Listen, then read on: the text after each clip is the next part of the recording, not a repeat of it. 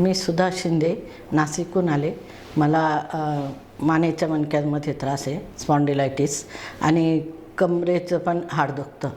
तसंच मला जुना थोडासा कफ पण होता आणि गुडघे दुखायचे.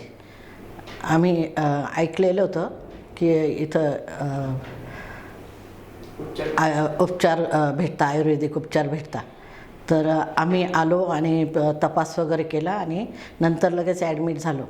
इथला स्टाफ पण खूप चांगला आहे आणि इथं आल्यानंतर आम्हाला जो त्रास होत होता त्याच्यात जो आम्हाला 80-90% फरक पडलेला आहे.